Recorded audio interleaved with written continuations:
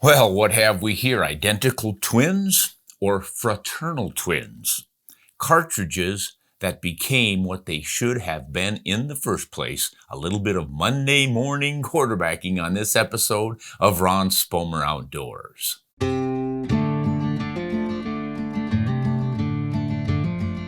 Well, what about these cartridges that we now say, why didn't they make it like that in the first place? And that's why I call it Monday morning quarterbacking. In hindsight, with new things that we learn and discover, it seems silly the way they designed cartridges way back when. And some of that way back when is actually fairly recent. How are we going to do these? Well, let's just take them one at a time, starting with one of the old ones, the Hornet. Good old 22 Hornet, going way back to the 1930s. They came out with this long sloping cartridge with not much of a shoulder, but there's obviously some right there. They had to headspace on a rim. So you've got a rimmed cartridge. It has a really thin case up at the mouth, so it's a little difficult to hand load without crushing the neck sometimes. It was a great little cartridge, pushing your 40, 45 grain bullets, perhaps 2,600 feet per second or so. I've never really worked with the Hornet all that much, but what they came out with as an improvement is known as the K Hornet. I think it was that Wildcatter named Kilburn who came up with that. And he was a little bit ahead of his time, because this is what we do to improve cartridges to this day. Straighten out those sidewalls, minimize the taper, and put a sharper shoulder on it. You can use that for head spacing. Obviously, this one barely has any shoulder there, so it still head spaces on the rim sticking out. But it increased powder capacity significantly. And it also improves the life of the case for hand loading, because you don't have that extreme taper, and the sharper shoulder prevents a lot of the neck flow that you get, and you have to be neck trimming as the length of the case grows over time. So it simplified life for hand loaders and improved the velocity of that Hornet. It must add another 100 feet per second, maybe a little more. Again, I haven't played with that one or shot it either, but that is a famous early improvement on a cartridge. The 22 Hornet as it should have been in the first place, the K Hornet. Next up, let's go with a couple more 22s. The classic 22-250. This was a Wildcatter 22 Varminter way back when. I think they were doing that in the 20s. And that hung on for a long time. Browning actually chambered rifles for it before it was a commercial cartridge. There were no SAMI specs on it, but it was so popular that they offered some chamberings in factory rifles. You had to make your own ammunition, obviously. And that became, and still is, wildly popular as a really high velocity 22 centerfire. Figure to throw a 55 grain bullet, 3,600, but maybe 3,700 feet per second with that one. But I think the why didn't they make it like that in the first place is right here. The 250 actually improved. 22-250, again, taper taken out, shoulder pushed forward, not really. He doesn't push shoulders forward, he just flattens them out a little bit. So instead of the steeper shoulder we have on the original, he goes to a 40-degree shoulder, and that again reduces the amount of brass flow as you resize and shoot, so there's less neck trimming required. You pick up a couple of grains of powder capacity, maybe 3 grains, and you boost velocity by 100 feet per second. And it, to me, is the 22-250 as it should have been in the first place. Then we go to a couple of big ones, another couple of oldies but goodies. The 375 H&H Magnum, of course, is a classic, and it's going to stay around forever. This was cranked out in 1912 by Holland in England, and it is famous for being a general all-around do-anything cartridge that's capable of handling elephant, buffalo, lion, hippo, rhino, all the big stuff, but it's not such a big cartridge, and it doesn't recoil so much that you cannot learn to shoot it effectively on typical game like mule deer, elk, moose, whitetails. You can use it for just about anything. But there are several complaints against it. one of which is that infamous belt. It is necessary for head spacing because they thought they did not have enough shoulders. Kind of reminds you of the Hornet, even the Hornet version where you've got such a minimal shoulder. It's just not really safe to assume that that's going to stop perfectly for head spacing in the chamber. So they put a belt on it because they didn't want to use a rim to stop that cartridge from moving in. They wanted to use it efficiently in a bolt action magazine rifle with the vertical stack magazine. And if you start using rimmed cartridges in vertical stack magazines, they tend to hook on one another as they come out. So you have to manipulate it and finagle a little bit to make it work well. So they just went with this, and that little bit of rim on the belt is what lodges against a corresponding rim in the chamber to stop forward progress. There's your head spacing. And it obviously quite effective. It has been around for all that time, well over 100 years old. So how can you improve the 375 H&H? Ruger had a better idea, the 375 Ruger. This is not only beltless, but it actually drives a bullet faster than the 375 H&H, and it's in a shorter case, which means overall length is the same as a 30-06. You can chamber that in standard length action rifles. So there are two good advantages right there. Well, actually three. You got the shorter rifle, more available, less expensive than the full-length Magnum rifles. You get rid of the belt, so you don't have to fool around with that anymore. You should be able to get more hand loads out of it more easily.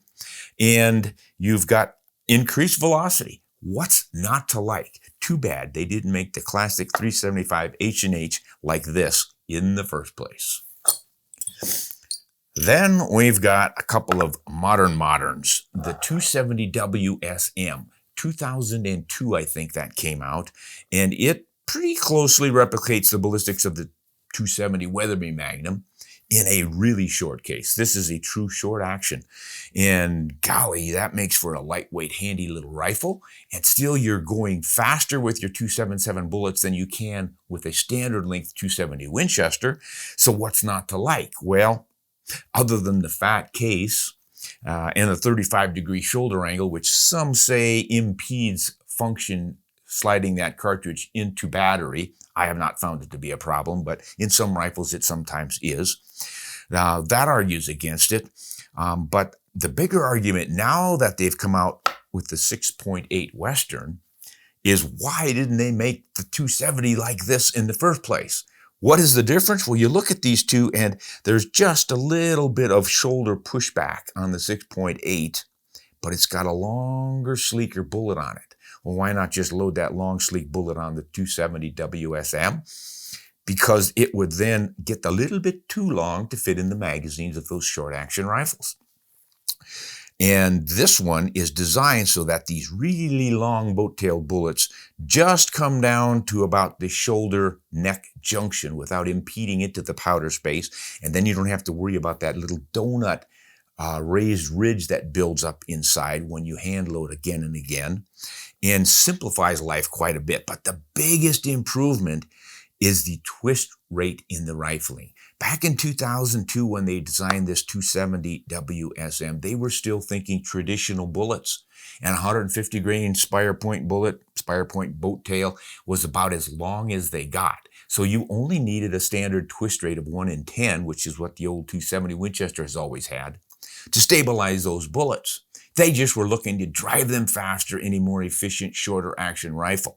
With the 6.8, you get all of that, plus the longer bullet for more retained energy and higher energy from the very get-go, and better wind deflection resistance with those high BC bullets. That's all the rage these days. So really all they did was take the WSM and optimize it for performing with the modern high BC bullets.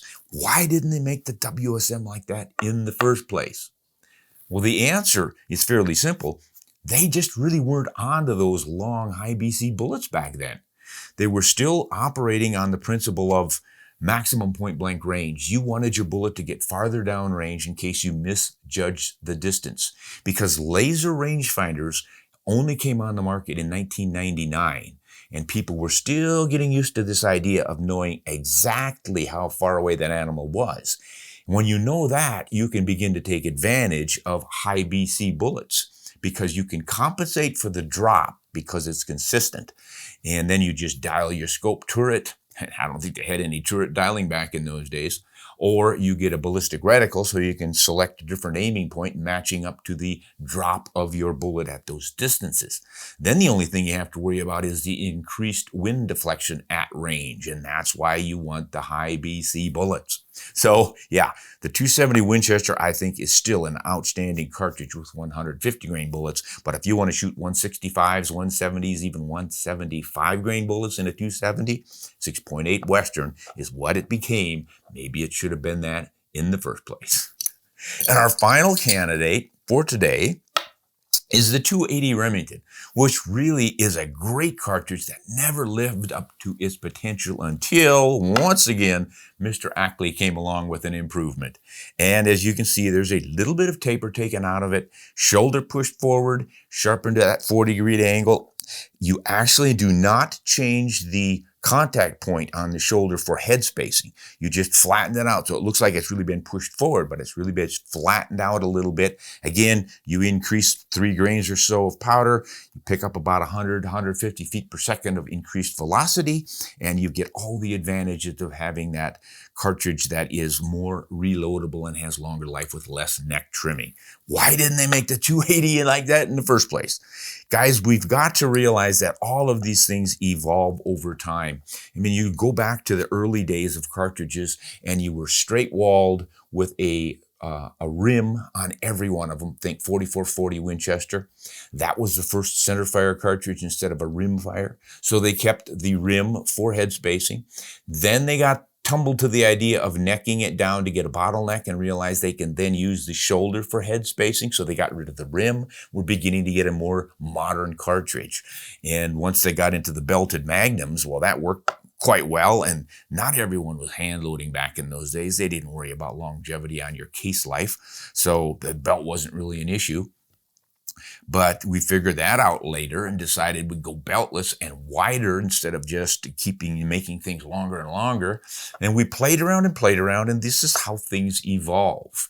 So I don't think it's quite fair to say, you dummies, you should have done it like this in the first place. The important thing is we got there. It might have taken a few iterations of these cartridges, but by golly, we got there.